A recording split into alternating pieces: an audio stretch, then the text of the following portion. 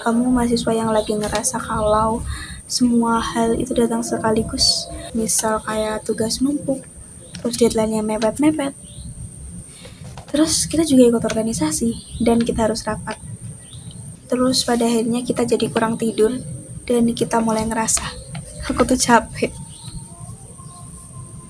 Kalau kamu ngerasain itu, kamu gak sendirian, aku juga. Nah, terus resiliensi itu apa sih? Kenalin, aku Lima dan selamat datang di video psikoedukasi.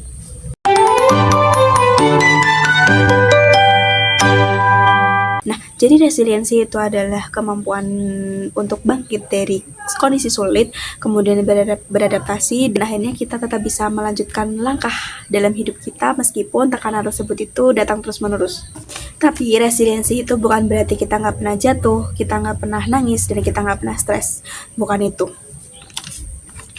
Dalam dunia akademik, resiliensi ini adalah salah satu kemampuan untuk kita bangkit, untuk mahasiswa itu bangkit dari semua tekanan yang datangnya itu bersamaan. Seperti yang aku bilang tadi, misal kayak tugas itu numpuk, datangnya sama-sama, terus mepet deadline semua. Nah, resiliensi ini tuh akan membantu kita untuk bangkit dari tekanan-tekanan itu. Ada sebuah analogi yang bisa menjelaskan resiliensi itu sebenarnya apa. Jadi, kalau teman-teman lihat pohon bambu, itu kalau dia pohonnya itu tertiup angin, dia akan melengkung, tapi dia nggak patah. Nah, itulah resiliensi. Nah, kenapa sih kita harus tahu resiliensi ini? Karena pada kenyataannya kehidupan mahasiswa itu nggak mudah. Selalu ada tekanannya. Kita harus kuliah, kita harus masuk kuliah, kita harus ngerjain tugas, kita harus bikin makalah, kita harus presentasi. Terus karena kita butuh relasi, kita harus join organisasi. Dan bahkan sebagian dari mahasiswa itu juga bekerja. Semuanya itu datang bareng-bareng. Nah, terus apa sih yang akan terjadi kalau kita nggak punya resiliensi ini? Jadi kalau kita semisal nggak punya resiliensi, kita itu akan lebih cenderung mudah menyerah. Dan kita juga bisa menghindari masalah ketika situasi tersebut itu semakin sulit. Kita juga jadi kesulitan untuk menemukan cara mengubah kesulitan itu jadi peluang untuk kita bisa berkembang lebih baik lagi. Dan individu yang tidak memiliki resiliensi ini beresiko untuk mengalami academic burnout, terus kelelahan emosional, dan bahkan bisa kehilangan motivasi. Jadi, kalau misal kita punya resiliensi ini, nah, maka dari itu kenapa kita butuh resiliensi ini? Karena dengan adanya resiliensi, kita akan lebih mudah tahan dalam menghadapi tekanan yang datangnya itu bareng-bareng. Terus kita juga bisa mengelola stres itu secara aktif. Dan kita juga bisa mengelola stres yang datang itu dengan sehat.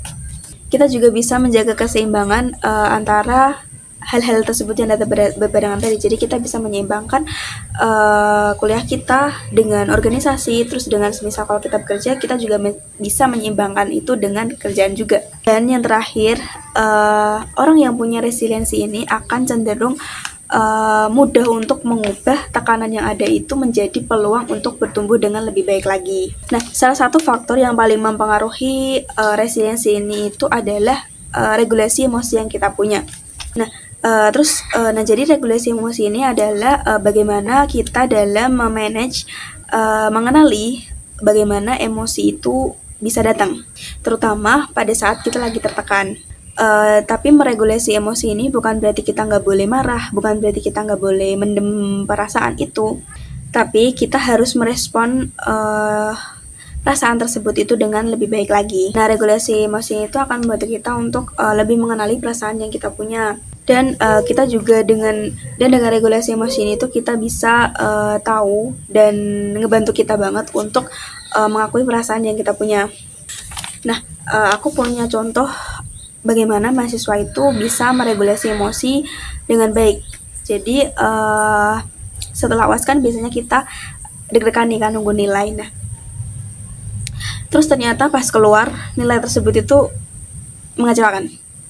Nilai tersebut itu kurang bagus. Nah, ada dua kemungkinan respon dari regulasi emosi ini. Kalau tanpa regulasi emosi, pasti kita akan panik, menyalahkan diri, menyesal, kenapa aku nggak belajar lebih baik lagi, dan kita bisa menyerah, dan akhirnya kita bisa memilih untuk nggak belajar lagi. Tapi, kalau kita punya regulasi emosi yang baik, dengan adanya regulasi emosi itu tadi, kita jadi tahu dan kita jadi bisa mikir Terus ketika udah di posisi ini, apa sih yang sebenarnya salah? Kita jadi bisa tahu mana yang salah dan kita jadi bisa mengevaluasi diri kita sendiri supaya kedepannya nanti kita bisa lebih baik dari hari ini. Individu yang bisa meregulasi emosi itu dengan baik dapat mengubah emosi yang tadinya itu negatif bisa menjadi positif. Jadi kita bisa melihat dari emosi negatif itu apa sih yang bisa kita ambil, apa sih yang kita bisa evaluasi dan agar emosi tersebut itu bisa positif. Nah, orang yang punya regulasi emosi yang baik ini bisa melihat dan bisa mengubah emosi yang tadinya itu negatif menjadi emosi yang positif.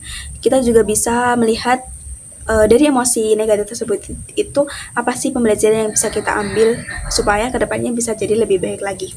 Resiliensi itu bukan berarti kita harus sempurna atau bahkan kita nggak pernah boleh jatuh. Resiliensi itu adalah bagaimana cara kita memilih untuk bangun dan bangkit lagi hari demi hari.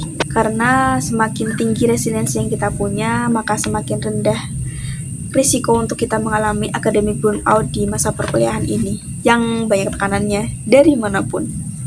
Dan semakin sering kita mengelola stres kita dengan baik, mengelola emosi kita dengan baik, maka resiliensi ini itu akan kuat. Jadi ketika kita nantinya menghadapi kesulitan sesulit apapun dan sebanyak apapun, kita tetap bisa bangkit dan tetap bisa menjalankan hidup dengan baik. Terima kasih teman-teman sudah menonton sampai akhir. Kita semua berhak untuk bangkit dari kesulitan.